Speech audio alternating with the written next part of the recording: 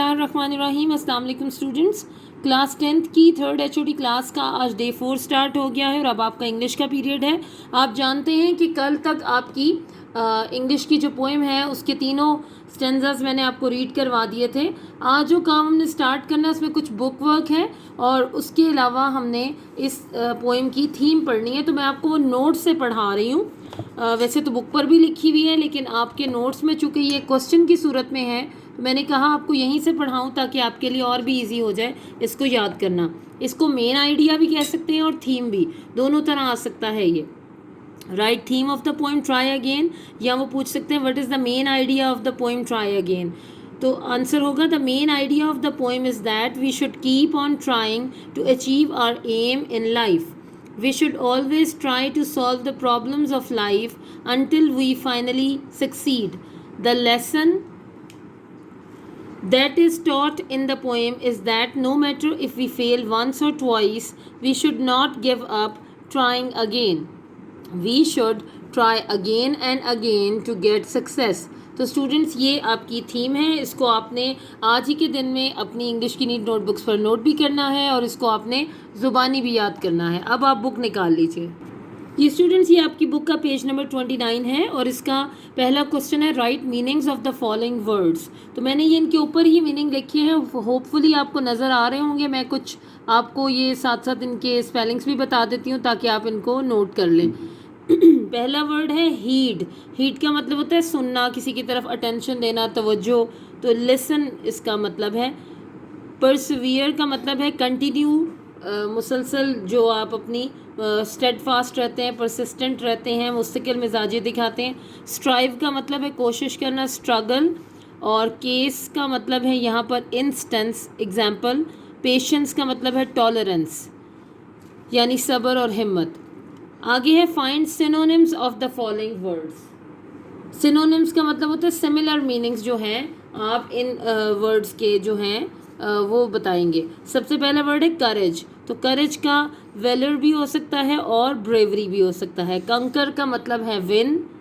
Disgrace का मतलब है शेम। मतलब तो नहीं है ये, मतलब मैं इनके सिनोनिम्स आपको बता रही हूँ।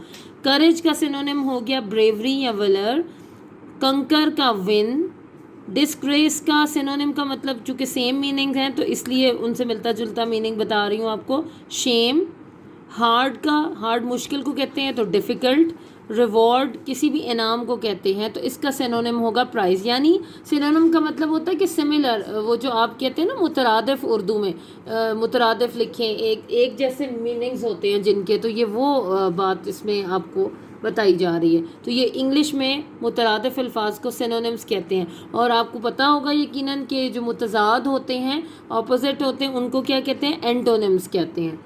तो अब मैं आपको आगे एक्सरसाइज करवाती हूँ। जी स्टूडेंट्स, इसी पेज पर नीचे सबसे पहले तो ये एक वर्ड है जो आपने लास्ट ईयर भी पढ़ा था, सिमिली। सिमिली क्या होता है? उर्दू में इसको कहते हैं तशबीह। आपने यकीनन पढ़ा होगा कि किसी चीज़ को, किसी कोई अच्छी बड़ी खूबसूरत चीज़ को या किसी भी चीज़ को उसकी किसी खूबी की बिना पर किसी और चीज़ की तरह करार देना। मतलब आपने अगर कहा कि जी ये चाँद जैसा रोशन है, तो चाँद में ये क्वालिटी है कि वो बहुत रोशन, खूबसूरत और चमकदार है। तो जिस किसी और चीज़ को आपने उस तरह का दिखाना है तो आपने उसको मारूफ चीज़ से, जिसको सब जानते हैं और वो अपनी रोशनी और खूबसूरती की वजह से मशहूर है, उसके साथ उसको मैच किया। तो ये सिमिली यानी तशबीह होती है। A figure of speech in which to apparently unlike things are explicitly compared, usually in a phrase introduced by like or as. यानी एक ऐसी ये फिगर ऑफ स्पीच है कि जिसमें अपेरेंटली ज़ाहिरी तौर पर दो चीज़ें ऐसी जिनका आपस में कोई मैच नहीं होता, लेकिन कोई कंपैरिजन नहीं है या वो एक जैसी भी नहीं है, तो आपने उनको एक दूसरे के साथ किसी तरह मैच करना है और आप उसके लिए वर्ड यूज़ करते हैं लाइक या एज। ये आपने याद रखना है, ये निशानी होती है। लाइक या एज इस्तेमाल हुआ है تو یہاں پر سملی ہوگی. جیسے آپ نے کہا کہ وہ شیر کی طرح بہادر ہے یا وہ شیر جیسا بہادر ہے, تو شیر اب ایک جانور ہے اور جس کو آپ نے کہا ہے کہ وہ بہادر ہے وہ انسان ہے. تو بظاہر تو یہ دونوں سملر نہیں ہیں, لیکن چونکہ شیر کو بھی آپ بریوری, مضبوطی یا جرت سے آپ نے دیکھا کہ شیر کے اندر ہوتا ہے, تو آپ نے انسان کے اندر بھی جب یہی کوالٹیز دیکھی تو آپ نے اس کو شیر کی طرح مضبوط, بہادر یا جرت مند کہا, اور اسی سے آپ نے بریوری سے ایک دوسرے کو تشبیہ دی. ایگزامپلس ہو گئی, he is as fast as a horse. اب وہ ہی یقیناً انسان ہے اور ہارس گھوڑا یعنی جانور ہے, تو گھوڑا چونکہ تیز بھاگتا ہے تو صرف یہ ایگزامپل دینے کے لیے اس کو یہ سملی دی گئی, ہارس کے ساتھ اس کو تشبیہ دی گئی, کیونکہ وہ بھی بہت تیز بھاگ رہا تھا تو اس کو کہا کہ اتنا تیز بھاگتا ہے جیسے کہ ایک گھوڑا. تو he is as fast as a horse, تو یہ تشبیہ دی گئی ایک انسان کو گھوڑے کے ساتھ اس کی تیز رفتاری کی وجہ سے. It is cold like ice. اب آپ کو پتہ ہے کہ برف بہت زیادہ ٹھنڈی ہوتی ہے, تو کوئی چیز اگر آپ کو بہت ٹھنڈی لگ رہی ہے تو آپ نے اس کی سویرٹی بتانے کے لیے کہ یہ کتنی ٹھنڈی ہے تو آپ نے یہ کہہ دیا یہ اتنا ٹھنڈا ہے یا اتنی ٹھنڈی ہے جتنی برف ہوتی ہے, یہ اتنا سرد ہے, برف جیسا ٹھنڈا. تو اس کے لیے آپ نے کہا it is cold like ice. جی اسٹوڈنٹس, یہ پیج نمبر 30 پر اب ہمیں سملی کے لیے ایک کوشچن دیا گیا ہے. اب دیکھتے ہیں کیا ہے. Select the choice that explains the meaning of the simile as it is used in the sentences. یعنی ایک سملی دی گئی ہے آپ کے 1 2 3 4 5 پوائنٹس میں, اور نیچے اس کی 3 کیٹیگریز بتائی گئی ہیں کہ یہ سملی اصل میں ڈپکٹ کیا کر رہی ہے, دراصل کہنا کیا چاہ رہی ہے, اس میں اصل پوائنٹ کیا ہے, اصل بات کیا ہے. مثلاً یہ دیکھیے, on the cold winter day under the covers I kept as snug as a bug in a rug. تو یہ کتنا رائمنگ آپ دیکھیں سینٹنس ہے. تو وہ کہہ رہے ہیں کہ یہ the simile as snug as a bug in a rug means, اس کا مطلب کیا ہے. There were bugs in my bed, I was cozy in my bed, یا I was too cold to stay in bed. تو اس کا مطلب ہے بی, یعنی I was cozy in my bed. وہ یہ کہنا چاہ رہا ہے مثال دے کر کہ ایک ٹھنڈی رات کو, سردیوں کی ایک سرد رات میں اپنے کورز میں یعنی اپنے کسی کوئلٹ میں اتنا آرام سے لیٹا ہوا تھا کہ جیسے کوئی بگ ہو, یعنی کوئی کیڑا مکوڑا ہو جو کہ کسی رگ میں بڑا آرام سے کہیں چھپ کے بیٹھا ہوا ہے. تو یہ مثال دی ہے اس نے, تو اپنے آپ کو بھی ایسے ہی کہا ہے. تو اس کا مطلب ہے I was cozy in my bed, کہ میں اپنے گرم نرم بیڈ میں بہت ہی کمفرٹیبل طریقے سے تھا. تو یہ آنسر کریکٹ ہوگا کہ اس سملی کا مطلب ایگزیکٹلی کیا ہے. اگلی تو اور بھی انٹرسٹنگ ہے. The new teacher was as sweet as apple pie. The simile as sweet as apple pie means the new teacher was nice, the new teacher was big by eating too much pie, یا third ہے the new teacher was rude. تو اس کا answer ہے اے. آپ کو بھی سمجھ آ گیا کہ یہ کسی کو اچھا کہنے کے لیے آپ نے یہ سملی استعمال کی کہ وہ اتنا سویٹ ہے بندہ, یا وہ اتنی سویٹ ہے کہ ایسے جیسے ایک ایپل پائی جتنا میٹھا بندہ. تو یہ مثال دینے کے لیے, ان کی اچھائی کو ظاہر کرنے کے لیے یہ کہا گیا. دا نیو ٹیچر واز نائس, تو اے از دا کریکٹ آنسر. اب اگلا دیکھتے ہیں نمبر 3 پہ کیا ہے. یہ بھی بہت انٹرسٹنگ ہے. Their leader was as wise as an owl. Owl کیا ہوتا ہے؟ الو. کہ ان کا لیڈر اتنا ذہین تھا جتنا کہ ایک الو. آپ جانتے ہیں الو کو بھی لوگ ایک ذہین پرندہ کہتے ہیں. The simile as wise as an owl means the leader thought he could fly, the leader could talk to the owls, یا the leader knew a lot of things. تو آنسر ہے C. Answer C is correct. The leader knew a lot of things. اگلا دیکھیے. The shopping centre was like a 3 ring circus the day before Eid. یہ آپ کو بھی پتہ ہے عید سے پہلے کوئی بھی شاپنگ سینٹر ایسے ہی ہوتا ہے کہ جیسے وہ سرکس کا کوئی میدان بنا ہوا ہے. تو اس کی کیا وجہ ہے؟ It means the simile like 3 ring circus means the shopping centre was quiet, یعنی وہ بالکل چپ چاپ تھا, خاموش تھا. The shopping centre was big, کہ شاپنگ سینٹر بہت بڑا تھا. The shopping centre was really busy. تو answer C is correct. The shopping centre was really busy. اب 5th پوائنٹ دیکھتے ہیں کیا ہے. Danish threw such a temper outburst over such a tiny thing he was acting like a baby. یعنی دانش جو ہے وہ بہت ہی غصہ کرتا ہے چھوٹی چھوٹی باتوں پر, ایک چھوٹے بچے کی طرح ایکٹ کرتا ہے. The simile like a baby means Danish was mature, Danish was acting childish, Danish was babysitting. تو answer B is correct, Danish was acting childish, بچوں کی طرح بیہیو کرتا ہے. اگلا دیکھیے 6 پوائنٹ پہ یہ کیا ہے. Mohsin was an explosive as a volcano when he found out his bike had been stolen. یعنی محسن ایک آتش فشاں, volcano آپ جانتے ہیں آتش فشاں کو کہتے ہیں, اس کی طرح پھٹ پڑا جب اس کو یہ پتا چلا کہ اس کی جو بائک ہے وہ چوری ہو گئی ہے. The simile as explosive as a volcano means Mohsin was happy, Mohsin was angry یا Mohsin was calm. تو answer B is correct, Mohsin was angry. تو آپ کو اس میں بیسکلی یہ بھی یاد رکھنا ہے کہ ان میں کون کون سی ایگزیکٹ جو ہیں وہ سملیز ہیں, کیونکہ پیپر میں یہ بھی ہو سکتا ہے کہ وہ پوچھ لیں کہ یہ سملی ہے, میٹافر ہے, کیا ہے. تو یہ جو تھوڑی انہوں نے ہائی لائٹ کی ہوئی ہیں یہ بیسکلی تو سملیز ہیں جو استعمال ہوئی ہیں اس کے اندر. جی اسٹوڈنٹس ہم نیکسٹ پیج پر دیکھتے ہیں. اب یہ انہوں نے کہا ہے فل ان دا بلینکس ٹو میک سملیز. یہ سملیز ہیں, آپ نے ان کو مکمل کرنا ہے. اور آگے انہوں نے کہا یوز دیز سملیز ان سینٹینسز. آپ نے دیکھیے پہلے ڈیش ہے ایز اے ٹرٹل. ٹرٹل کہتے ہیں کچھوے کو, اور آپ کو پتہ ہے وہ بہت ہی آہستہ چلتا ہے. تو کیا ہوگی یہ simile, as slow as a turtle. آگے ہے ایز کوائٹ ایز ڈیش, تو اتنا خاموش جیسے کہ قبرستان, گریو یارڈ. گریو یارڈ آئے گا یہاں پہ, گریو یارڈ. آگے ہے as black as a blackboard. Blackboard, blackboard. As tall as chimney, اتنا لمبا جتنا کہ ایک چمنی ہوتی ہے. اور ایز سور, سور کیا ہوتا ہے, کھٹا. ایز سور, سور بھی کہتے ہیں اس کو, as sour as a lemon. اور اگلا ہے ایز سویٹ ایز ہنی, اتنا میٹھا جیسے کہ ہنی ہوتا ہے. تو آپ جملہ کیا بنا سکتے ہیں, he moved as slow as turtle, there was silence like a graveyard. As blackboard کا بناتے ہیں, the wall was as blackboard with smoke. اگلا ہے chimney, the minaret was as tall as a چمنی.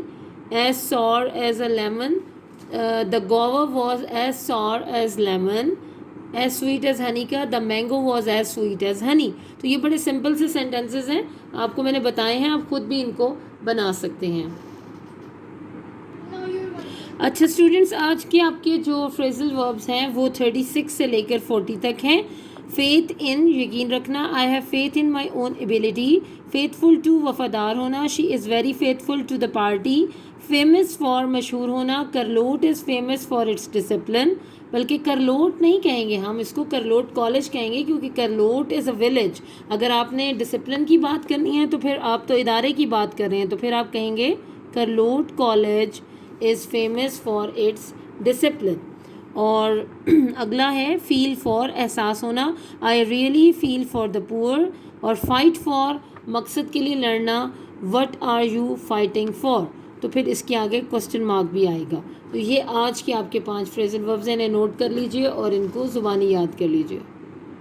السلام علیکم students, day 9 میں آپ کو ویلکم کہتے ہیں اور اپنا آج کا کام شروع کرتے ہیں.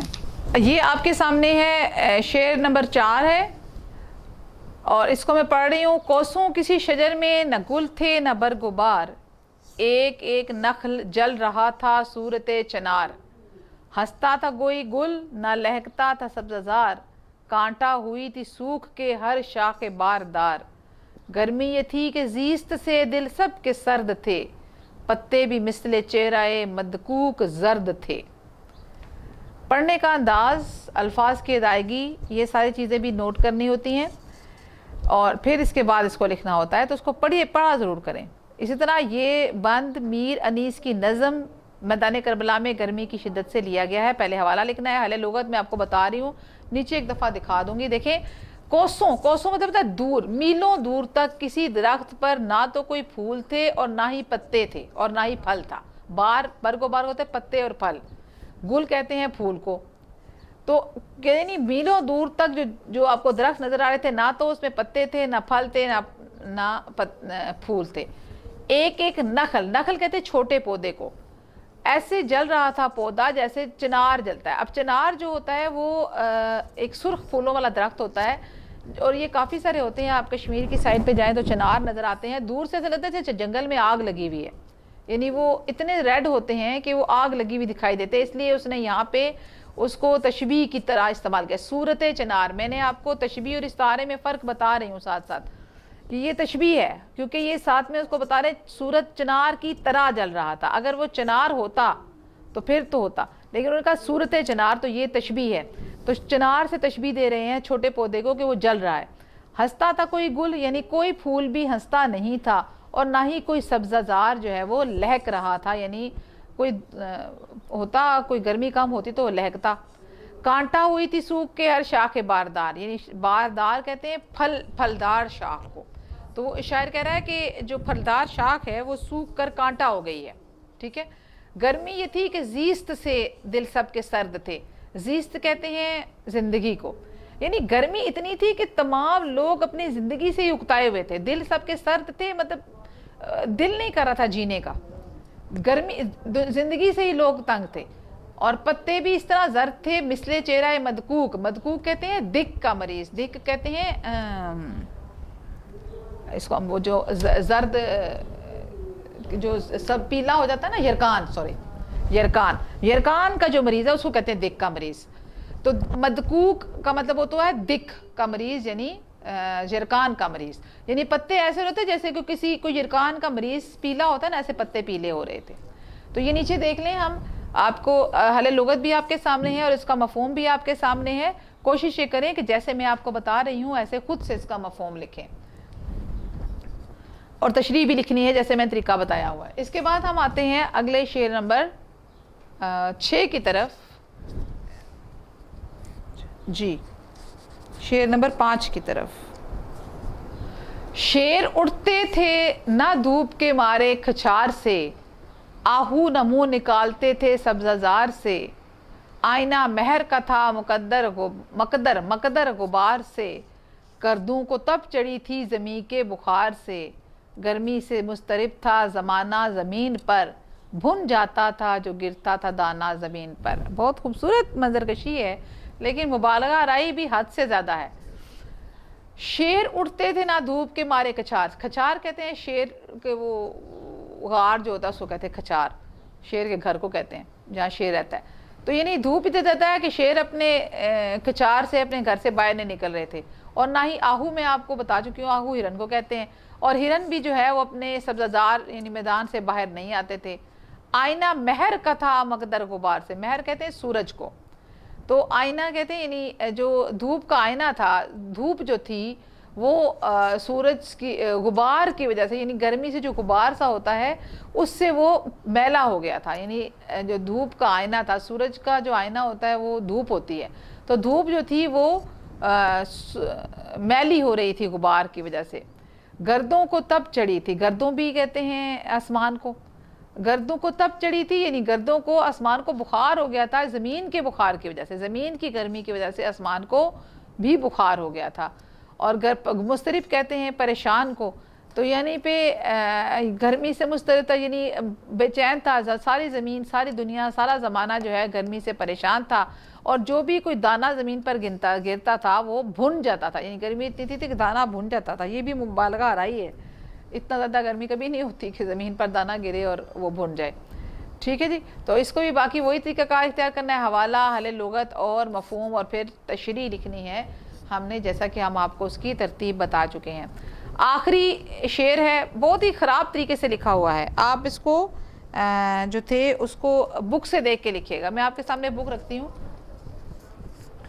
یہ آخری شعر بک سے پڑھاتی ہوں میں آپ کو. دیکھیے، گرداب پر تھا شعلہ جوالہ کا گماں، انگارے تھے حباب تو پانی شرر فشاں، منہ سے نکل پڑی تھی ہر ایک موج کی زباں، طے پر تھے سب نہنگ مگر تھی لبوں پہ جاں، پانی تھا آگ گرمی روزے حساب تھی، ماہی جو سیخ موج تک آئی کباب تھی. یعنی گرداب کہتے ہیں بھنور، پانی کے چکر کو، یعنی جو پانی کا چکر تھا وہ ایسا لگتا تھا کہ شعلہ جوالہ ہے. شعلہ جوالہ کہتے ہیں آگ کو، آگ کا شعلہ ہے. گما مطلب اس کا خیال، ٹھیک ہے.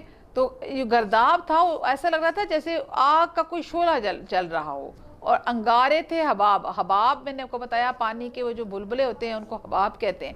تو وہ حباب جو ہے وہ انگاروں کی طرح تھے، ٹھیک ہے. اور پانی ایسے لگ رہا تھا جیسے کہ چنگاریاں، شرر کہتے ہیں چنگاری کو، شرر فشاں چنگاری برسنے والا، یعنی پانی ایسے لگ رہا تھا جیسے چنگاریاں برس رہی ہیں، اس قدر گرم پانی تھا. منہ سے نکل پڑی تھی ہر ایک موج کی زبان، یعنی جو پانی کی جو موجیں تھیں وہ اس قدر پانی گرم ہے ظاہر ہے، تو وہ کہہ رہا ہے کہ منہ سے زبان باہر آ رہی تھی. اب یہ بھی ایک مبالغہ آ رہی ہے. طے پر تھے سب نہنگ، نہنگ کہتے ہیں مگرمچھ کو، ٹھیک ہے. وہ یعنی جتنے بھی مگرمچھ تھے وہ پانی کی تہ میں تھے، مگر ان کی بھی جان جو ہے وہ لبوں پہ آئی ہوئی تھی، یعنی وہ بھی شدید پریشان تھے. پانی تھا آگ، یعنی پانی آگ کی طرح گرم تھا، اور گرمی ایسی تھی جیسے قیامت کا دن ہو. اور جو بھی ماہی، ماہی کہتے ہیں مچھلی کو، جو سیخے موج تک آئی کباب تھی. یعنی ماہی کہتے ہیں مچھلی کو، یعنی جو سیخے موج، یعنی سیخ کے ساتھ اس کو انہوں نے تشبیہ دی ہوئی ہے کہ جو موج ہے پانی کی وہ سیخ کی طرح گرم ہے. اوپر پہ پہلے نا اب ہر ایک موج کی زبان سے باہر نکل رہی ہے، تو ماہی جب اس موج پہ آتی ہے، یعنی بہت ہی شدید گرم ہے، اتنی موج گرم ہے کہ جب مچھلی اس پر پہنچتی ہے تو وہ کباب کی طرح بھن جاتی ہے، ٹھیک ہے. تو مبالغہ رائے بھی بہت ہے، منظر نگاری بھی خوبصورت ہے. اگر ہم دیکھیں تو اس کے اندر بہت ہی خوبصورت تصویر کشی کی گئی ہے. تو اب ہم اس کی یہ دیکھ لیں، آپ کے سامنے نیچے مفہوم ہے اور اس کا تشریح ہے. اور یہ کام آپ نے آج کی تاریخ میں 3 بند میں آپ کو اس لیے دے رہی ہوں کہ آپ نے اس کو لکھنا ہے، اس کی تشریح لکھنی ہے اور اس کو یاد کرنا ہے اور اس کو بہت اچھے طریقے سے پڑھ لینا ہے. مجھے امید ہے کہ میں نے جس طریقے سے آپ کو پڑھایا ہے آپ اس کو خود سے اب اس کا مفہوم جو ہے وہ لکھنے کے قابل ہو گئے ہوں گے. تو اب یہاں تک آپ کا آج کے دن کا کام کمپلیٹ ہوتا ہے. بسم اللہ الرحمن الرحیم. السلام علیکم اسٹوڈنٹس. کلاس 10th کی 3rd HOD کلاس کا آج Day 9 سٹارٹ ہو گیا ہے اور اب آپ کا پاکستان اسٹڈیز کا پیریڈ ہے. اسٹوڈنٹس آج ہم نے جو ٹاپک پڑھنا ہے وہ پیج 23 پر ہے، لوکل گورنمنٹ پلان 2000. لیکن اس سے پہلے میں ایز یوزول آپ کو آپ کے کوسچنس بتا دوں آج کے. جی اسٹوڈنٹس، ہمارے یہ 2 شارٹ کوسچنز ہیں، write to duties of the union council. اور یہ کوسچن ابھی تک تو ہمارے پاس نہیں آیا، اگر ریڈنگ میں کہیں آ گیا تو اس کا آنسر بھی لکھوا دیں گے. اس کی جگہ میں آپ کو وہ بتا رہی ہوں جو اردو کی آپ کی مطالعہ پاکستان کی بک میں کوسچن تھا، what is meant by local government. یہ کوسچن آپ ایڈ کر لیجئے. اور آپ کو یاد ہوگا کہ کل جب میں نے آپ کو ریڈنگ کروائی تھی تو میں نے یہ پیج نمبر 22 پر آپ کو اس کا آنسر نوٹ کروایا تھا. What is meant by local government, یہ آنسر ہے government by the local people who formulate and implement domestic policies at the local level is called the local self government. تو یہ اس کا آنسر ہے. تو آج کے دن میں ہمارا ایک یہ شارٹ کوسچن ہو گیا، right to duties of the union council. اس کے علاوہ ہمارا یہ کوسچن آئے گا لاسٹ میں جو ہمارا شارٹ کوسچن ہے، in which election was graduation made not conditional it is compulsory. It was compulsory, compulsory یا مینڈیٹری شاید ورڈ انہوں نے یوز کیا ہے فار دا کینڈیڈیٹس. کنڈیشنل کا مطلب تو ہوتا ہے کہ انہوں نے کہا کہ آپ دیکھ لیں، مطلب یہ کوئی لازمی نہیں ہے. لیکن کنڈیشنل کا اگر آپ مطلب رکھیں کہ انہوں نے شرط رکھی تھی کہ لازمی گریجویشن ہونی چاہیے کوالیفیکیشن، تو پھر ٹھیک ہے. تو میں نے اس کو کمپلسری کر دیا ہے فی الحال. اس کے علاوہ آپ کا جو لانگ کوسچن ہوگا وہ یہ فرسٹ ہوگا، narrate the formation of a district government and its duties. تو یہ آج کے دن میں ہم نے پڑھنا ہے. ایک لانگ کوسچن ہے آپ کا، ایک یہ 10th نمبر پہ آپ کا شارٹ کوسچن ہے، کنڈیشنل یا کمپلسری جو بھی، اس کو آپ نوٹ کر لیجئے. اور ایک شارٹ کوسچن یہ ہوگا، write to duties of the union council. اب ہم ٹاپک پڑھتے ہیں اور میں آپ کو ساتھ ساتھ آپ کے آنسرز بتاؤں گی. جی ہمارا ٹاپک جس کی آج ہم نے ریڈنگ کرنی ہے، local government plan 2000. General Pervez Musharraf promised to bring visible changes in the system of local governments soon after coming to power. On October 12, 1999, the power was to be transferred to the lower level of the public. The local government in Pakistan was divided into 3 parts: union government, tehsil government and district government. سب سے پہلے ہم پڑھیں گے union government. Union government comprises nazim, naib nazim, nazim, Naib Nazim, Union Council and Union Administration. People elect 13 members of a Union Council, among which are 1 Nazim, 1 Naib Nazim, 4 male general councillors, 4 female general councillors, 2 male farmers, labor councillors, 2 female farmers, labor councillors, and 1 minority councillor. अब जो आपका short question number 1 था उसमें था कि मैं आपको दिखाती हूँ आपकी एक्सरसाइज में से जी. पहला ही क्वेश्चन है right 2 duties of the union council. सिर्फ 2 उन्होंने पूछी है. यहाँ अगर ज़्यादा भी लिखी है तो हम सिर्फ 2 को ही यहाँ पर बताएंगे. तो यहाँ से आपका आंसर शुरू हो जाएगा फर्स्ट शॉर्ट क्वेश्चन का. The duties of a union council include, और उसके बाद आप 2 डॉट्स डाल देंगे. और नंबर 1 आपकी ये हो जाएगी the security arrangements with in its boundary, full stop. और दा का टी आप बेशक कैपिटल कर लें क्योंकि आप ये पॉइंट वाइज लिख रहे हैं. पॉइंट 1 हो जाएगा the security arrangements with in its boundary. और पॉइंट नंबर 2 हो जाएगा, इस तरह आप 2 लिखेंगे और मेकिंग का एम बड़ा, making the annual development programme for the area, और फुल स्टॉप हो जाएगा क्योंकि उन्होंने 2 ही बातें पूछी हैं. इसके अलावा आप अगर रूटीन में हम रीडिंग कर रहे हैं तो आगे आ जाएगा imposing taxes at the local level and solving the criminal and civil cases of small nature and land and family disputes. आगे आ जाता है तहसील government. The tehsil government comprises तहसील नाजिम, नायब तहसील नाजिम, तहसील council and Tehsil administration. The educational qualifications of the Tehsil Nazim and the Naib Nazim shall be at least metric. Shall की spellings गलत है, आप ठीक कर लीजिए. Shall be at least metric. They will be elected by all the union councillors present in Tehsil. The Tehsil Nazim is the administrative head of the Tehsil government. The Naib Nazims of all the union councils of the Tehsil are included in the Tehsil council. 33% of the seats in the Tehsil council are for women. 5% seats will be for farmers and laborers, and 5% seats will be reserved for the minorities. The Tehsil Nazim will be the head of the Tehsil government. A Tehsil municipal officer TMO will work under the Tehsil Nazim. 4 Tehsil officers TOs will work under the Tehsil municipal officer and supervise the affairs of the different departments. These departments include finance, budget and accounts, record of land revenue, planning rural and urban development, municipal coordination and its stages, etc. अब जो हम आगे पढ़ेंगे वो आपके इस long question number 1 का answer है narrate the formation of a district government and it's duties. Ji students, आपकी रीडिंग स्टार्ट होगी यहाँ से. डिस्ट्रिक्ट गवर्नमेंट आप उसके आंसर के तौर पर क्वेश्चन नंबर 1 के लॉन्ग क्वेश्चन के आंसर के तौर पर पहले आप हेडिंग देंगे फॉर्मेशन ऑफ डिस्ट्रिक्ट गवर्नमेंट, क्योंकि उन्होंने दोनों बातें पूछी, ड्यूटीज़ और formation. The district government comprises Nazim, Naib Nazim, Council and Administration. The head of the district government is the district Nazim. In one district, the Nazims of all the union councils are included in the district council. Out of the total seats in a district council, 33% seats are for women, 5% seats for farmers and laborers, and 5% seats are reserved for the minorities. From one district, all the elected union councillors, Nazims and Naib Nazims together elect the district Nazim and Naib Nazim. The district Nazim is the head of all the administrative powers. यहाँ से आप duties की heading दे दें. The district police and administration are answerable to the district Nazim. The district Nazim provides political leadership and is responsible for the development and prosperity of his district. The administration of the district is run by the District Coordination Officer DCO. The district administration is comprised of different departments and the head of every department is called the Executive District Officer EDO. The district administration frames the rules and regulations for the district. After getting the approval of the district Nazim and the district council for the different programs and budget, it gets them implemented in the district. The district government also has the powers to impose tax it can increase or decrease them.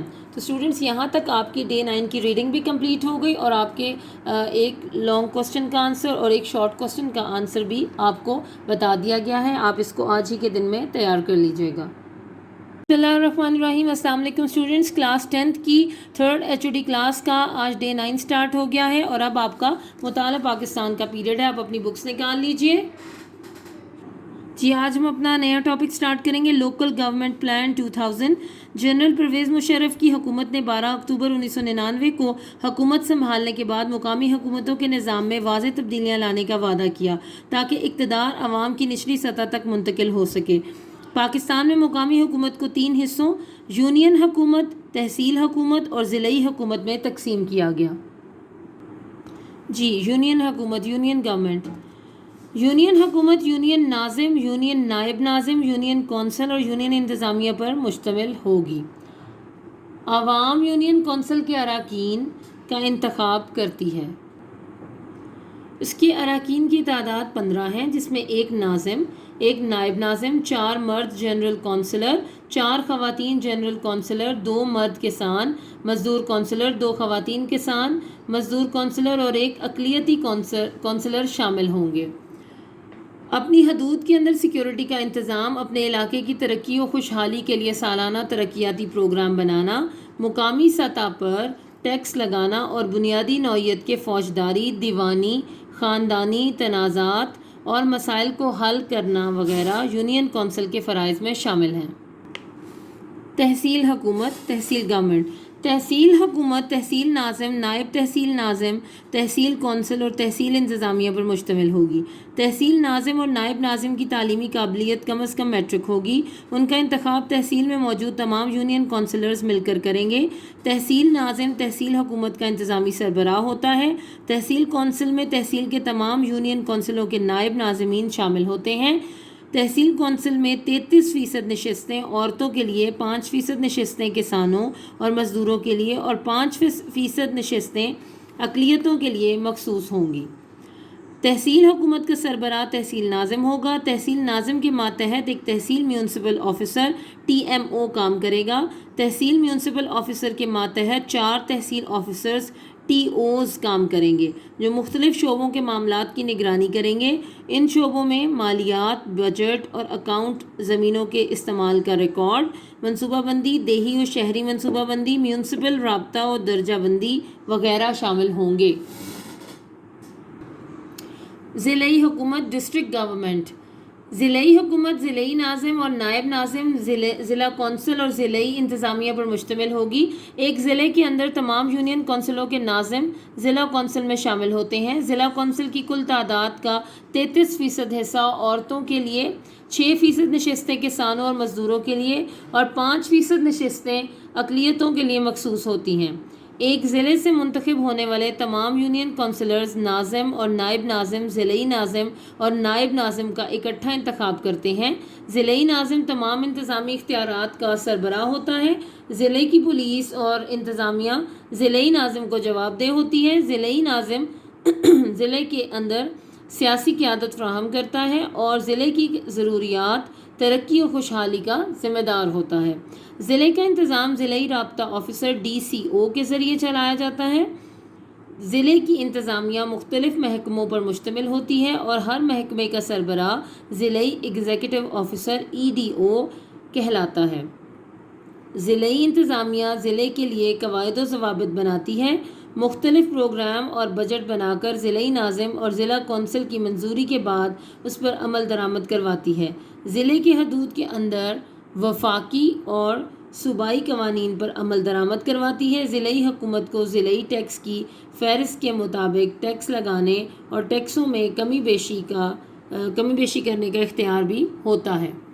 انتخاب 2002 اور بحالی جمہوریت. یہ اور 2 دفعہ لکھا گیا ہے. آپ ایک دفعہ کے اور کو کاٹ دیجئے گا. کئی دفعہ بکس میں بھی مسٹیک ہو جاتی ہے. Doesn't matter. انتخاب 2002 اور بحالی جمہوریت. 2002 election and restoration of democracy. BA کی شرط. اکتوبر 2002 میں ملک میں انتخابات منعقد ہوئے.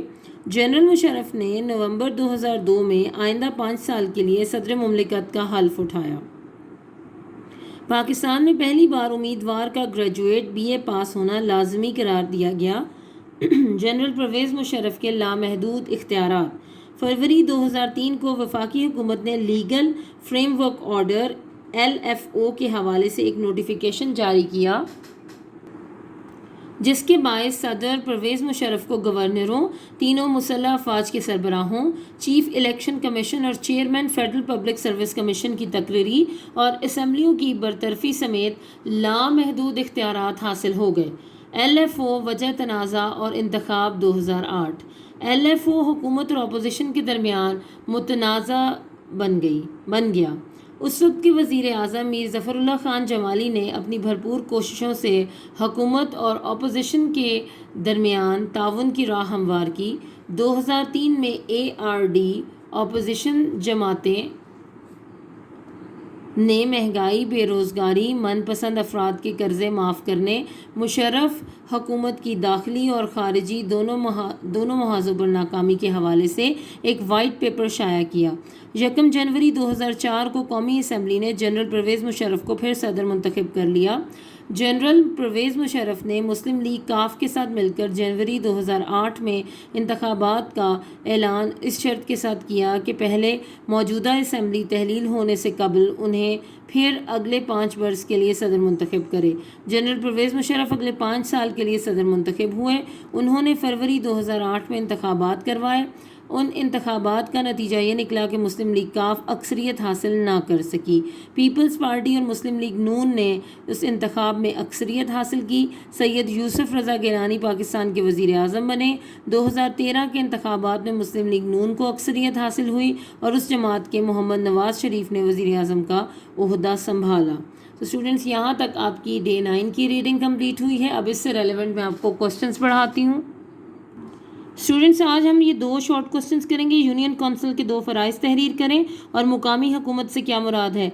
ये कल हमने टॉपिक पढ़ा था, उसके हेड में आता है ये वाला सवाल। और इसके अलावा हम लॉन्ग क्वेश्चन करेंगे एक और, बल्कि हमारा शॉर्ट क्वेश्चन और है डे 9 का। उम्मीदवारों के लिए बीए की शर्त किस इलेक्शन में लाजमी करार दी गई। 3 शॉर्ट क्वेश्चन हो गए और लॉन्ग क्वेश्चन होगा पहले वाला, ज़िलाई हुकूमत की तश्कील और फ़राइज़ बयान करें। ये लॉन्ग क्वेश्चन हम जो है दर्जल उन्वानात पर जामे नोट लिखें, ये इंशाल्लाह कल करेंगे। तो चलिए अपने नोट्स निकाल लीजिए। जी स्टूडेंट्स, ये आपका फर्स्ट शॉर्ट क्वेश्चन है। यूनियन कौंसिल के 2 फ़राइज़ तहरीर करें। यूनियन कौंसिल का ये फ़र्ज़ है कि वो इलाके में सेहत और सफाई का ख्याल रखे, और पैदाइश और अमवात का रिकॉर्ड रखना भी यूनियन कौंसिल के फ़राइज़ में शामिल है। यहाँ पर थे लिखा हुआ है, आप इसको करेक्ट कर लीजिए। जी, ये मैंने ठीक कर दिया, आप देख लीजिए। और दूसरा क्वेश्चन जो है हमारा वफाकी मुकामी हुकूमत से क्या मुराद है, वो यहाँ पर नोट्स में नहीं मौजूद, मैं आपको बुक से दिखाती हूँ। आपकी बुक का ये क्वेश्चन है, मुकामी हुकूमत से क्या मुराद है। पेज नंबर 24 पर हमने ये अभी पढ़ा है और इसका आंसर मौजूद है। मैं आपको वो नोट करवा देती हूँ। आप यहाँ से यहाँ तक इस पर निशान लगा लीजिए। ऐसी हुकूमत जिसकी बागडोर मुकामी लोगों के हाथ में हो, मुकामी हुकूमत कहलाती है। मुकामी लोग ही मुकामी सतह की पॉलिसियाँ मुरतब करते हैं, मंसूबे बनाते हैं और उनको अमली जामा पहनाते हैं। तो ये आपके शॉर्ट क्वेश्चन नंबर 2 का आंसर हो गया। जी स्टूडेंट्स, अगला आपका शॉर्ट क्वेश्चन है, उम्मीदवारों के लिए बीए की शराइत किस इलेक्शन में लाजमी करार दी गई। अक्टूबर 2002, अब ये कुछ मिसप्रिंट था, आप भी ठीक कर लीजिए। अक्टूबर 2002 में मुल्क में इंतखाबात मुनक्किद हुए। जनरल मुशर्रफ ने नवंबर 2002 में आइंदा 5 साल के लिए सदर मुमलिकत का हल्फ उठाया। और आगे ये मेन बात लिखी भी नहीं है, इसमें आप नोट कर लीजिए। पाकिस्तान में पहली बार उम्मीदवार का ग्रेजुएट यानी बीए पास होना लाजमी करार दिया गया। आप अपनी बुक का अगर पेज नंबर 27 निकालें तो उसमें ये मौजूद है, ये पूरा का पूरा आंसर, ये शॉर्ट क्वेश्चन का आंसर है। अगर आपको वहाँ से कोई डिफ़िकल्टी हो रही हो नोट से देखने में, तो आप यहाँ से देखकर भी नोट कर सकते हैं। अब हम लॉन्ग क्वेश्चन पढ़ते हैं। जी स्टूडेंट्स, आपका क्वेश्चन नंबर 1 जो लॉन्ग क्वेश्चन नंबर 1 है वो आज हमने पढ़ना है। ज़िलाई हुकूमत की तश्कील और फ़राइज़ बयान करें। ज़िलाई हुकूमत, डिस्ट्रिक्ट गवर्नमेंट। ضلعی حکومت ناظم، نائب ناظم، ضلع کونسل اور ضلعی انتظامیہ پر مشتمل ہوتی ہے جس کا سربراہ ناظم ہوتا ہے. ناظم کی مدد کے لیے ضلعی کونسل ضلعی رابطہ آفیسر DCO ہوتا ہے. ضلع ناظم اس بات کو یقینی بناتا ہے کہ ضلعی انتظامیہ صحیح طور پر کام کر رہی ہے. ضلعی انتظامیہ کا سربراہ ضلعی رابطہ آفیسر DCO ہوتا ہے. ضلعی ناظم، ناظم ضلعی حکومت کا سربراہ ہوتا ہے اور ضلع میں سیاسی قیادت فراہم کرتا ہے. ناظم کے لیے ضروری ہے کہ وہ میٹرک پاس ہو، متعلقہ ضلع کا باشندہ ہو اور 50% سے زیادہ ووٹ حاصل کرے. فرائض: یہ ضلع کونسل سے منظور شدہ ترقیاتی منصوبوں کو عملی جامہ پہناتا ہے اور ضلع میں امن و امان قائم کرتا ہے. ضلع کے سالانہ ترقیاتی منصوبوں کی نگرانی بھی اسی کی ذمہ داری ہے ہونا چاہیے. یہاں پر اسٹوڈنٹس پھر دیکھیے، ضلعی حکومت ناظم، نائب ناظم، ضلع کونسل اور ضلعی انتظامیہ پر مشتمل ہوتی ہے جس کا سربراہ ناظم ہوتا ہے. ناظم کی مدد کے لیے ضلعی کونسل ضلعی رابطہ آفیسر DCO ہوتا ہے. ضلع ناظم اس بات کو یقینی بناتا ہے کہ ضلعی انتظامیہ صحیح طور پر کام کر رہی ہے. ضلعی انتظامیہ کا سربراہ ضلعی رابطہ آفیسر DCO ہوتا ہے. ضلع ناظم ضلعی حکومت کا سربراہ ہوتا ہے اور ضلع میں سیاسی قیادت فراہم کرتا ہے. ناظم کے لیے ضروری ہے کہ وہ میٹرک پاس ہو، متعلقہ ضلع کا باشندہ ہو اور 50% سے زیادہ ووٹ حاصل کرے. فرائض: یہ ضلع کونسل سے منظور شدہ ترقیاتی منصوبوں کو عملی جامہ پہناتا ہے اور ضلع میں امن و امان قائم کرتا ہے. ضلع کے سالانہ ترقیاتی منصوبوں کی نگرانی بھی اسی کی ذمہ داری ہے. اب یہ میں نے اس جملے کو چینج کیا ہے، آپ بھی ٹھیک کر لیجئے. یہ ضلع کی ضروریات، ترقی و خوشحالی کا ذمہ دار ہوتا ہے. یہ ضلع کی ضروریات، ترقی و خوشحالی کا ذمہ دار ہوتا ہے. نائب ناظم ضلع کونسل کا سربراہ ہوتا ہے. نائب ناظم کا انتخاب ضلع کونسل کے اراکین 4 سال کے لیے کرتے ہیں. ٹھیک کر لیں، اس کو کرتے ہیں. تعلیمی قابلیت نائب ناظم کی بھی کم از کم میٹرک ہے. فرائض: نائب ناظم کونسل کے اجلاسوں کی صدارت کرتا ہے. یہ دوران اجلاس ہر قسم کا نظم و ضبط قائم رکھتا ہے. ضلع کونسل متعلقہ ضلع کے اندر تمام یونین کونسلوں کے ناظم بالحاظ عہدہ میں یہ ہے نہیں لکھا ہوا تھا، آپ ایڈ کر لیجئے. ضلع کونسل کے ممبر ہوتے ہیں. ضلع کونسل، اب یہ کیئر کان کاٹ دیجئے. ضلع کونسل کی کل تعداد کی 33%، یا اس طرح لکھ لیجئے 33%، یا یہ لکھا ہوا 33%، اس طرح لکھ لیں.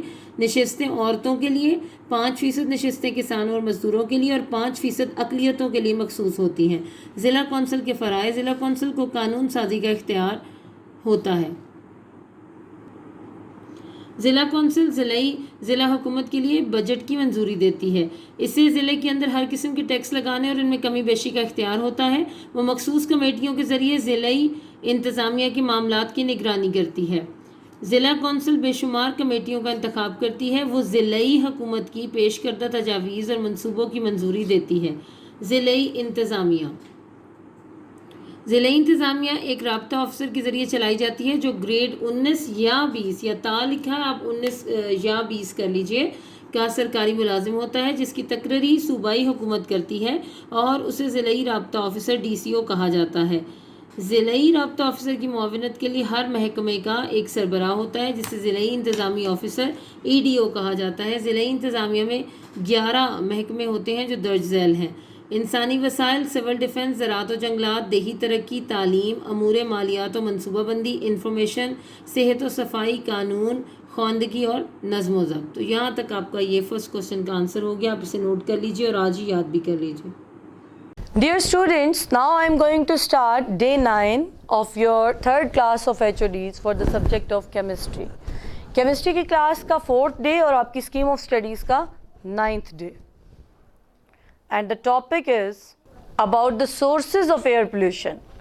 اب ہم نے اس دن پڑھا تو تھا کہ ایئر پلیوٹنٹس ہیں، لیکن میں نے یہ نہیں بتایا تھا کہ وہ میں کہاں سے، بیسک سورسز کیا ہیں، ہم کون سی ایکٹیویٹی ایسی کر رہے ہیں، ہم کر رہے ہیں یا نیچر میں ایسی ایکٹیویٹیز ہو رہی ہیں کہ جو آٹومیٹکلی ہماری ہوا کو آلودہ کریں. Air that contains harmful particles اور gases is said to be polluted. وہ ہوا جس میں ہارمفل پارٹیکلز موجود ہوں، کیمیکلز موجود ہوں یا گیسز موجود ہوں، اس ایئر کو کیا کہتے ہیں؟ Polluted. Natural sources, natural processes such as forest fire and dust storm release smoke and dust particles into the air. مطلب کچھ ایسی ایکٹیویٹیز ہیں جو نیچرلی ہو رہی ہیں جن کو ہم روک نہیں سکتے، لیکن وہ ایکٹیویٹیز ایئر پولیوشن کاز کر رہی ہیں، جس میں سے نمبر 1 کیا ہے؟ Forest fire. کچھ جنگلات میں سخت گرمی کے موسم میں خود بخود آگ لگ جاتی ہے، تو وہ درخت ٹکراتے ہیں آپس میں اور ان کے اندر سے ایک آئل ریلیز ہوتا ہے چیڑ کے درختوں سے، تو وہ ٹکراتے ہیں گرمی کی وجہ سے اور آئل ہونے کی وجہ سے اور فرکشن کی وجہ سے وہاں پہ خود ہی فائر آؤٹ بریک ہو جاتا ہے۔ اس کے علاوہ ڈسٹ اسٹارم، ڈیزرٹ کے ایریا میں، صحراؤں میں مٹی کے ڈسٹ کے طوفان اٹھتے ہیں اور وہ بھی ڈسٹ کی جو ہے نا پلیوشن کاز کرتے ہیں۔ Release of smoke and dust particles into the air, تو یہ جو فارسٹ فائر ہے اس کی وجہ سے اسموک پارٹیکلز ہوا میں ریلیز ہوتے ہیں۔ جیسے کہ ابھی میں آپ کو ایک انڈیکیشن دیتی ہوں، جو اس 2020 کے سٹارٹ میں آسٹریلیا میں آپ نے دیکھا تھا فارسٹ فائر بہت بڑے پیمانے پہ ہوئی تھی، and millions of animals were dead and million of trees were burned، اور اس کے بہت افیکٹ تھے، بہت زیادہ ڈیمیجنگ افیکٹ ہے، not even on Australia, even on the rest of the planet جو ہے وہ بھی خطرے میں تھا۔ تو وہ بھی ایک قسم کی آپ نے دیکھی ہے نا فارسٹ فائر، تو ابھی you have witnessed this type of forest fire in the beginning of 2020۔ تو اس طرح کی فارسٹ فائر جو ہیں بہت خطرہ ہیں، جو نیچرلی ہوتی ہیں اور اس کو کنٹرول نہیں کیا جا سکتا۔ تو اسی طرح ویلکینوز لاوا جو زمین کے اندر سے نکلتا ہے، آپ کو پتہ ہے کہ زمین کے اندر نیچے کی تہہ میں ایک ویلکینو ہے، میگما ہے، جس کی بہت ہائی ٹیمپریچر ہے۔ تو کبھی کبھی کچھ ایریاز ایسے ہوتے ہیں دنیا میں جہاں سے ویلکینو ایرپشن ہوتی ہے، لائک انڈونیشیا وغیرہ میں۔ تو ویلکینوز emits clouds of the dust and poisonous gases، اور ویلکینوز کا جو دھواں ہوتا ہے وہ اتنا کالا ہوتا ہے اور ایسے لگتا ہے کہ اس ایریا پہ کالے دھوئیں کے بادل چھائے ہوئے ہیں، اور اس میں جو ہے وہ clouds of dust and poisonous gases، اس میں بہت ساری زہریلی گیسز ریلیز ہوتی ہیں along with ashes، اور اس کی راکھ کے ساتھ ساتھ جو گیسز ریلیز ہوتی ہیں اور وہ جب اسپریڈ کر کے جاتی ہیں تو وہ پورے ایٹماسفیئر میں چلی جاتی ہیں۔ Termites and cows also release large amount of methane in the air، cows methane release کرتی ہیں۔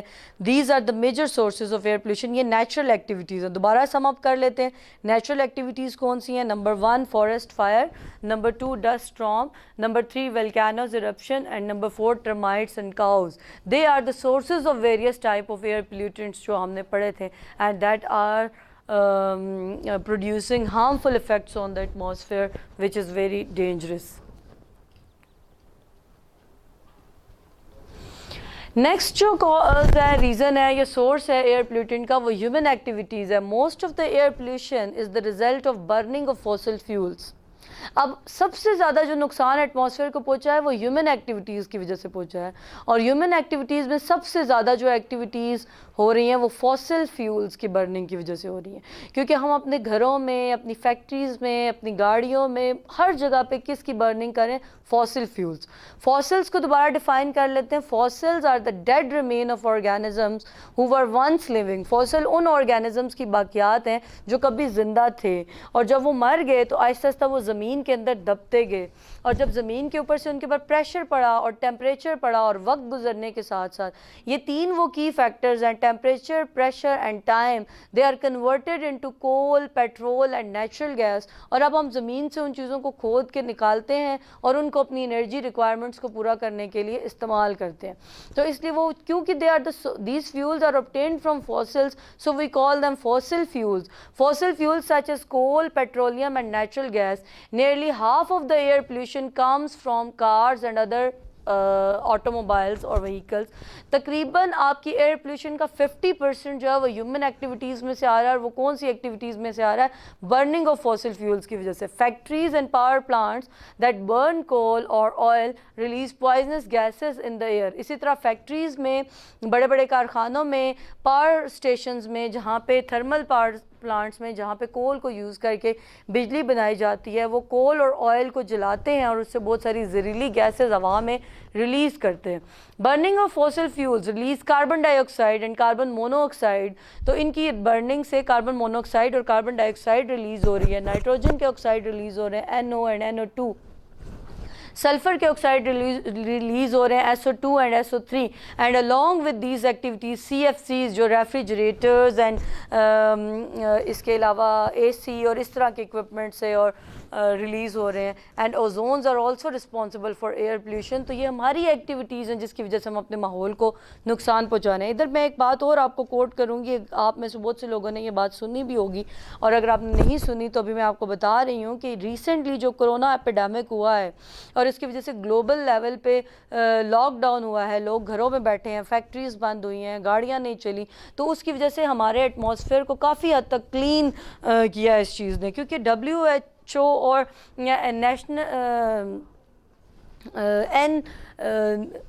WHO اور یونائٹڈ نیشنز نے کئی بار اس مسئلے کو اٹھایا ہے کہ ہم بہت زیادہ نقصان کر رہے ہیں اپنے پلانٹ کو, اور یہ ہماری لائف کے لیے بہت بڑا خطرہ ہے, اور اس کی وجہ سے انہوں نے بہت خطرناک قسم کی, بہت ہارریبل قسم کی کلائمیٹک چینجز رپورٹ کی تھی. لیکن اگر انسانوں کو ویسے ہی ایکٹیویٹیز کرنے سے روکا جائے تو وہ کبھی بھی نہیں رکتے. لیکن اس کرونا ایپیڈیمک کی وجہ سے اور لاک ڈاؤنس کی وجہ سے دنیا میں بہت سارے ریجنز میں پولیوشن کٹ ڈاؤن ہوا ہے اپ ٹو مینی فولڈ, بہت بڑے پیمانے پر پولیوشن میں کمی آئی ہے. اس کو ہم ایک اس کا پازیٹیو امپیکٹ کہہ سکتے ہیں آن ہیومینٹی. اور اوزون لیئر جس میں ڈپلیشن ہو رہی تھی وہ آٹو ریپیئر ہو گئی ہے, تو یہ ایک بہت اچھی چیز ہے. اور اس سے ہمیں یہ لیسن ملتا ہے کہ ہمیں ان ایکٹیویٹیز کو کم کرنا چاہیے یا ان کا کوئی الٹرنیٹیو یوز کرنا چاہیے, انوائرمنٹل فرینڈلی چیزیں یوز کرنی چاہیے جو کہ ہمارے ماحول کو سیف رکھیں اور ہمیں سہولیات بھی ملیں اور ہمارا ماحول بھی سیف رہے. یہ چیز آپ کو اپنے مائنڈ میں رکھنی ہے یہ چیپٹر پڑھتے ہوئے. اور یہ چیپٹر پڑھنے کے بعد آپ نے میں یہ تبدیلی ضرور آنی چاہیے کہ آپ اپنے ماحول کی کیئر کریں اور آپ اپنی کوئی بھی ایکٹیویٹی ایسی نہ کریں جس کی وجہ سے آپ ہوا کو یا پھر واٹر ریسورسز کو یا لینڈ کو ڈیمیج کر رہے ہیں, because this is not suitable for an educated person. تو یہ ایکویشنز کچھ بتائی ہیں جو پیچھے میں نے انفارمیشن آپ کے ساتھ ڈسکس کیا. ہوتا کیا ہے کہ جب یہ آپ کول کو برن کرتے ہیں تو وہ ہوا میں آکسیجن کے ساتھ ریئیکٹ کر کے کیا پروڈیوس کرتا ہے, کاربن ڈائی آکسائڈ. جب آپ سلفر اور نائٹروجن کے کمپاؤنڈس کو برن کرتے ہیں تو وہ ہوا میں موجود آکسیجن کے ساتھ ریئیکٹ کر کے سلفر ڈائی آکسائڈ اور نائٹروجن آکسائڈ یا نائٹروجن ڈائی آکسائڈ پروڈیوس کرتے ہیں. یہ پچھلے ٹاپک سے لنک کرتی ہوئی ایکویشن ہے کہ جو پچھلے ٹاپک میں انفارمیشن ہے اس کو ایکویشن کے ساتھ لنک کیا گیا, تو آپ نے یہ ایکویشن بھی لازمی لکھنی ہے.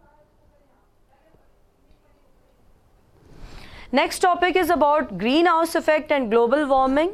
آپ نے اکثر یہ بات سنی ہے, یہ ٹرم سنی ہے, گرین ہاؤس افیکٹ کیا ہے اور گلوبل وارمنگ کیا ہے. اور ہم جو ہے اپنی ان ایکٹیویٹیز کی وجہ سے, گلوبل وارمنگ کی وجہ سے ہم اپنے پلانٹ کو نقصان پہنچا رہے ہیں اور ان ٹرنز ہم اپنے آپ کو نقصان پہنچا رہے ہیں. تو یہاں پہ ایک اور آپ کو میسج دیا ہے کہ سن سے بہت ساری ریڈیشنز آ رہی ہیں. تو سن سے بہت سی ریڈیشنز آ رہی ہوتی ہیں جیسے کہ آپ کو پتہ ہے, اور بہت سی ڈیمیجنگ ریڈیشنز بھی آ رہی ہوتی ہیں جس کو ایٹماسفیئر کی ڈفرینٹ لیئرز ہوتی ہیں جو کہ فلٹر آؤٹ کرتی ہیں. نیچرلی ایسا ہوتا ہے کہ rate of absorption of radiation is equal to rate of reflection of radiations. تو اب یہاں پہ یہ ڈائیگرام نیچرل پروسیس کا آپ کو ایکسپلین کریے کہ جتنی ریڈیشنز ابزارب ہو رہی ہیں, تو اگر کچھ ریڈیشن ایبزارب ہوتی ہیں تو کچھ ریڈیشن ریفلیکٹ ہوتی ہیں جو کہ ارتھ کے ایٹماسفیئر کو بیلنس میں رکھتی ہیں. تو ہوتا یہ ہے کہ ڈے ٹائم میں اگر ہم اس ریڈیشنز کو ہماری ارتھ ایبزارب کر رہی ہوتی ہے تو رات کے وقت ان ریڈیشنز کو ریلیز کر دیتی ہے. یہ نیچرل پروسیس ہے. اگر ایسا ہوتا رہے گا تو ارتھ کو کوئی نقصان نہیں پہنچے گا. یہ دیکھیں آپ ایک ڈائیگرام ارتھ کی دیکھ سکتے ہیں جو آپ کو clean and green and blue earth دکھا رہے ہیں کہ وہاں پہ گرینری بھی موجود ہے, وہاں پہ واٹر بھی موجود ہے, اور اس کے اراؤنڈ یہ جو بلو کلر کی لیئر ہے یہ آپ کی وہ ایٹماسفیئر کی لیئرز ہیں جو آپ کو پڑھائی ہیں شروع کے ٹاپک میں, ٹروپوسفیئر, اسٹیٹوسفیئر, میزوسفیئر اینڈ تھرموسفیئر. تو یہ سن سے ریڈیشنز آ رہی ہیں, لیکن کیا کہہ رہے ہیں کہ during the day when the sun's energy reaches the earth's atmosphere, most of it goes right through and some bounces off back into the space. مطلب دن کے وقت جو ریڈیشنز آ رہی ہوتی ہیں ان میں سے کچھ تو یوز ہو جاتی ہیں لیکن باقی باؤنس بیک ہو جاتی ہیں, مطلب دوبارہ اسپیس میں آ جاتی ہیں. At night most of the sun's energy comes escape back into the space. رات کے وقت بہت سی انرجی جو ہے وہ واپس آ جاتی ہے, مطلب جتنی ہیٹ ایبزارب کی ہوتی ہے وہ واپس ریلیز ہو جاتی ہے. So but some is trapped inside the atmosphere by the greenhouse gases further warming the earth. لیکن کچھ جو ہے وہ گرین ہاؤس گیسز اس کو ایبزارب کر لیتی ہیں اور ارتھ کا ٹیمپریچر مینٹین رکھتی ہیں. گرین ہاؤس گیسز کون سی ہیں؟ کاربن ڈائی آکسائڈ, نائٹروجن آکسائڈ اور میتھین. جب گرین ہاؤس گیسز کی پرسنٹیج ہماری ہوا میں ایک مناسب مقدار میں ہوگی تو کیا ہوگا کہ دن کے وقت ریڈیشنز آتی ہیں ان میں سے کچھ ایبزارب ہوتی ہیں اور باقی اسکیپ ہو جاتی ہیں, اور کچھ ریڈیشن رات کے وقت ایبزارب ہوتی ہیں جو اس کا ٹیمپریچر مینٹین کرنے کے لیے ضروری ہیں, اور باقی جو ہے وہ ریفلیکٹ بیک ہو جاتی ہیں. تو یوں تو ایک نارمل پروسیس چلتا رہے گا, لیکن اگر ہوا میں گرین ہاؤس گیسز کی پرسنٹیج زیادہ ہو جائے گی تو وہ ریڈیشن ایبزارب تو کریں گے لیکن ریفلیکٹ بیک نہیں کریں گے. اس کی وجہ سے سن سے آنے والی ہیٹ ارتھ میں ایبزارب ہوتی جائے گی, اور یہ فینومینا کہلاتا ہے گرین ہاؤس گیسز, اور اس کی وجہ سے جب ہیٹ ایبزارب ہوتی ہے تو ارتھ کا ٹیمپریچر انکریز ہوتا ہے, اس کو کیا کہتے ہیں, گلوبل وارمنگ. نیکسٹ ڈائیگرام ہمیں مزید کلیئر کرے گی اس ٹاپک کو. تو یہ ایک کمپیریزن آپ کو بتایا ہے, مطلب ہمیں یہ نہیں کرنا کہ ہم گرین ہاؤس افیکٹ کو ختم کر لیں. گرین ہاؤس افیکٹ ایکچولی ہماری ارتھ کے ٹیمپریچر کو مینٹین کرنے کے لیے اپنا رول پلے کرتا ہے, لیکن اگر گرین ہاؤس افیکٹ ایک بیلنس سے زیادہ ہوگا تو وہ پھر ہماری ارتھ کو نقصان پہنچائے گا. اب آپ دونوں ڈائیگرام کا ایک کمپیریزن کرو تو آپ کو سمجھ آئے گا کہ دیکھو سن سے ریڈیشنز آ رہی ہیں, ٹھیک ہے, کچھ ریڈیشنز ایبزارب ہوتی ہیں لیکن کچھ ریڈیشنز ایمٹ ہو جاتی ہیں. Like solar energy is coming from the sun in the atmosphere, یہ آپ کو ایٹماسفیئر دکھایا ہے, یہ آپ کی ارتھ ہے. اس میں گرین ہاؤس گیسز ہیں لائک کاربن ڈائی آکسائڈ ہے, میتھین ہے, نائٹروجن آکسائڈ ہے, یہ تو موجود ہے naturally.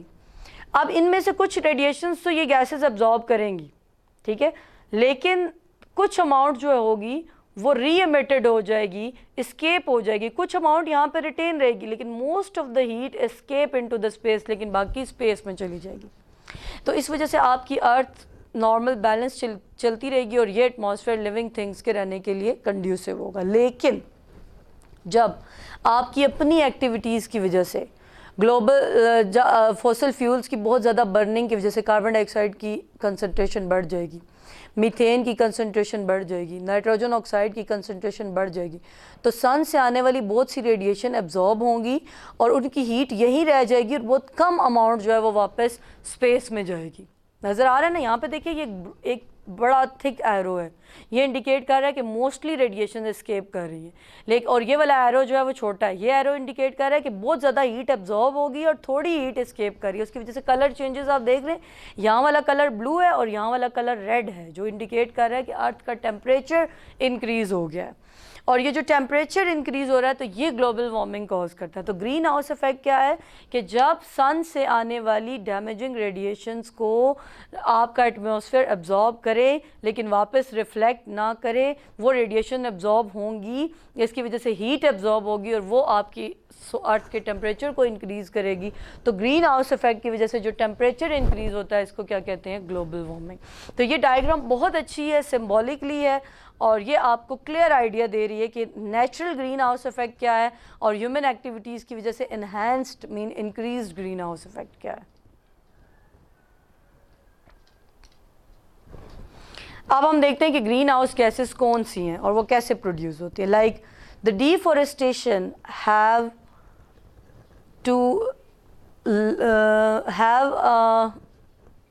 increase the level of carbon dioxide in the air. Gases like water vapors, methane and CFCs also act in the similar way in the atmosphere. Deforestation درختوں کے کاٹنے سے کاربن ڈائی آکسائڈ کا لیول انکریز ہو گیا ہے, کیونکہ درخت جو ہوتے ہیں وہ کاربن ڈائی آکسائڈ کو فلٹر کر لیتے ہیں, کیونکہ وہ ہوا سے کاربن ڈائی آکسائڈ کو ایبزارب کرتے ہیں. اب درخت ہے نہیں, ادھر سے آپ نے فوسل فیول کا یوز بہت زیادہ بڑھا دیا ہے in your auto mobile engines, in your houses as a domestic fuel and in your industries. ساتھ ساتھ ہم میتھین اور سی ایف سیز کو بھی یوز کر رہے ہیں, تو ہم ان گرین ہاؤس گیسز کو کے ریلیز ہونے والی چیزوں کو بہت زیادہ استعمال کر رہے ہیں اور اس کو فلٹر کرنے والی چیزوں کو کٹ ڈاؤن کر رہے ہیں, ڈیفورسٹیشن کر رہے ہیں اربنائزیشن اور انڈسٹریلائزیشن کی وجہ سے. ہم شہر بسا رہے ہیں, ہم بڑی بڑی بلڈنگز بنا رہے ہیں, ہم بڑی بڑی فیکٹریز بنا رہے ہیں, جس کی وجہ سے ہم سڑکیں بنا رہے ہیں, جس کی وجہ سے ہم درختوں کو کاٹ رہے ہیں, جس کی وجہ سے ہوا میں کاربن ڈائی آکسائڈ کی پرسنٹیج جو ہے وہ کیا ہو رہی ہے, بہت زیادہ. اور یہ جو زیادہ پرسنٹیج ہے کاربن ڈائی آکسائڈ کی, یہ ہمیں نقصان پہنچا رہی ہے اور یہ گرین ہاؤس افیکٹ کاز کر رہی ہے. تو these are green house gases and these are causes of their production. Green house gases کی پروڈکشن زیادہ ہونے کی وجہ سے سن سے آنے والی ریڈیشن ایبزارب ہوتی ہیں لیکن ریفلیکٹ نہیں ہوتی. which are causing increase in the temperature of planet Earth, جو planet Earth کے ایٹماسفیئر کے یا planet Earth کے ٹیمپریچر کو انکریز کر رہی ہے. The warming of the atmosphere which is due to our influence on the greenhouse effect is known as global warming. ارتھ کا ٹیمپریچر انکریز کر رہا ہے کس کی وجہ سے؟ گرین ہاؤس افیکٹ کی وجہ سے. یہ کیا کہلاتا ہے؟ Global warming. Effect of global warming: temperature of the earth will gradually increase. سب سے پہلا افیکٹ آپ کے پاس گلوبل وارمنگ کا کیا ہوگا کہ ارتھ کا ٹیمپریچر انکریز ہوگا. اگر آپ گزشتہ 10 سالوں کا ڈیٹا اٹھا کے دیکھیں تو آپ کو پتہ چلے گا کہ آہستہ آہستہ ارتھ کا ٹیمپریچر بڑھ رہا ہے. The earth climate may change, affecting both where there is rainfall and how much there is of it. This could cause both increase in the risk of flooding in some regions and drought in the other. دیکھیں global warming کا دوسرا نقصان یہ ہے کہ اس کے climate میں بری طرح سے یہ افیکٹ کر رہا ہے کلائمیٹ کو ارتھ کے. جس جگہ پہ یا تو کچھ جگہ پہ بارش نہیں ہوگی، رین فال کو افیکٹ کرے گا. جب بارش نہیں ہوگی تو خشک سالی ہوگی. وہاں پہ اگر وہ ایریا ایگریکلچر پہ ڈیپینڈ کرتا ہے، زراعت پہ ڈیپینڈ کرتا ہے، تو خشک سالی کی وجہ سے وہاں پہ فصلیں تباہ ہو جائیں گی. دوسری طرف ارتھ کے اوپر گلیشیئرز ہیں، برف کے پہاڑ ہیں، وہ میلٹ ہونا شروع ہو جائیں گے ٹیمپریچر بڑھنے کی وجہ سے. جب وہ میلٹ ہوں گے تو پانی نشیبی علاقوں میں، نیچے کے علاقوں میں آئے گا تو وہاں پہ سیلاب ہوں گے. تو گرین ہاؤس افیکٹ کی وجہ سے جو گلوبل وارمنگ ہو رہی ہے وہ ایک تو ہماری ارتھ کے ٹیمپریچر کو بڑھا رہی ہے، جس کی وجہ سے گرمی کے موسم کی ڈیوریشن اور انٹینسٹی، گرمی کے موسم کا دورانیہ اور شدت دونوں بڑھ رہے ہیں. دوسرا اس سے کیا نقصان ہو رہا ہے کہ رین فال متاثر ہو رہا ہے. کچھ ایریاز میں رین فال ہو ہی نہیں رہا جس کی وجہ سے خشک سالی ڈراٹ ہو رہا ہے، اور کچھ ریجنز میں سیلاب آ رہے ہیں، یا تو بارشیں زیادہ ہو رہی ہیں یا پھر گلیشیئرز کی میلٹنگ کی وجہ سے. تھرڈ پوائنٹ ہے polar ice may melt and cause significant increase in the sea level so the atmosphere become hotter. تو وہ پولر ریجنز کی میلٹنگ کی وجہ سے نہ صرف یہ ہوگا، گلیشیئرز کی میلٹنگ کی وجہ سے جو نشیبی علاقے ہیں، جو نیچے کے علاقے ہیں، وہاں پہ فلڈنگ ہوگی، بلکہ اوور آل پوری ارتھ کا ٹیمپریچر افیکٹ ہوگا، جس کی وجہ سے گرمی بہت زیادہ ہوگی اور ہیٹ اسٹروک ہمیں دیکھنے کو ملے گا. گزشتہ کچھ سالوں 4-5 سال پہلے کی بات ہے، کراچی کو نے ایک بہت خطرناک اور ڈیواسٹیٹنگ ہیٹ ویو کو یا ہیٹ آپ کہہ سکتے ہیں اسٹروک کو فیل کیا ہے، فیس کیا ہے، اور تقریباً 1000 کے قریب لوگوں کی ڈیتھ ہو گئی تھی اس کے اندر. تو یہ سب کلائمیٹک چینجز کی وجہ سے، اور جو کہ ہماری اپنی ایکٹیویٹیز کی وجہ سے.